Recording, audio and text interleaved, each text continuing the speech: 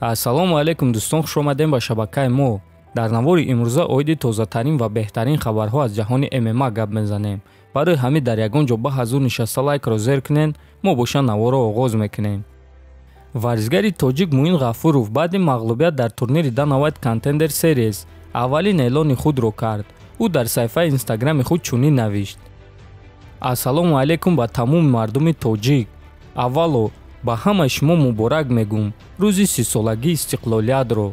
Баъдан аз ҳар яки шумо узр мепурсам, ки дар ин мусобиқа шуморо шод карда натонистам. Аз баски баъд аз ҷарроҳии вазнин ҳарчи аз дастам омад кардам. боз як бори дига миннатдории худро ба шумо мерасонам, ки ин қадар барои бурдбории ман орзу доштем. худо хоҳад боз ман ба вақтҳои аввала бармегардам. аллоҳ нигаҳбон боша ҳамаи шуморо, навиштааст Ғафуров. хотиррасон мекунем, ки Муин Ғафуров шаби 8 сентябр дар турнири Dana White Contender Series дар қафас бо варзишгар аз Канада Чад Анхелигер вохӯрд ва бо қарори на ҳамаи довару ғалабаро аз даст дод. дӯстон, чӣ хеле ки дар наворҳои гузашта гуфта будем, шояд ки чунин баромади Муин сабабе дошта бошад ва имрӯз шоҳиди он шудем. худи Муин сабабашро гуфт. ва дӯстон, гуфтанем, ки мо шумо танҳо рӯзи муҳориба варзигароро дар қафас мебинем, аммо дар пушти парда пеш аз муҳориба онҳо бо чӣ вазниниҳо рӯбарӯ мешаванд мо намебинем. барои ҳамин мо ба Муин ва ҳамаи варзигарони тоҷик саломатӣ ва муваффақият хоҳонем.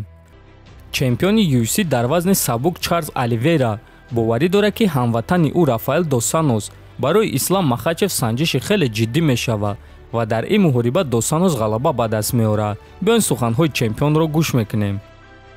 Махачев арзандаи эҳтиром аст, аммо то имрӯз ӯ бо рақибони вохӯрдааст, ки онҳо исламро сахт эҳтиром мекарданд ва рақиби хеле сахт мешумориданд. дос Сантос дар мушзанӣ хеле хуб аст. аз ҷуҷитсуи ӯ бошад сатҳи ҷаҳонист. ӯ барои ислам санҷиши ҳақиқӣ мешавад. ин муҳорибаи вазнин барои ҳар дуяш мешавад, аммо ман фикр мекунам, ки дар ин муҳориба дос Сантос ғолиб мешавад, гуфтааст чемпион. хотиррасон мекунам, ки муҳориба дар вазни сабук байни Ислам Махачев ва Рафаэл дос Сантос рӯзи 3 октябр дар Абу-Даби дар турнири UFC 267 баргузор мегардад. аммо муҳорибаи худи Оливейра боша моҳи декабр зидди Дастин Порье баргузор мегардад. дӯстон, шумо бо суханҳои Чарлз Оливейра розӣ ҳастен ё ин ки ба фикри шумо Ислам Махачев ғолиб мешавад? метавонем фикротонро нависен. чемпиони пешинаи UFC дар вазни сабук Ҳабиб Нурмагомедов Колби Ковингтонро хеле таъриф кард, дар ҳоле ки Ковингтон доимо Ҳабибро пас мезанад. биён суханҳои Нурмагомедовро гӯш мекунем. бо Колби Ковингтон ҳар гуна муносибат карда мешавад. шумо метавонед ки ӯро дӯст надорен, аммо ӯ ҷанговари хеле сахт аст. ин ҷавон ҷангида метавонад ва айни замон ӯ аз ҳама рақиби вазнин барои камару Усман дар вазни нимёна аст. рӯзҳои наздик мо бо камару дар Дубай вохӯрдем ва ман ба ӯ ин чизро гуфтам, аммо ӯ худаш низ ин чизҳоро медонад. барои ҳамин хеле сахт тамрин карда истодааст.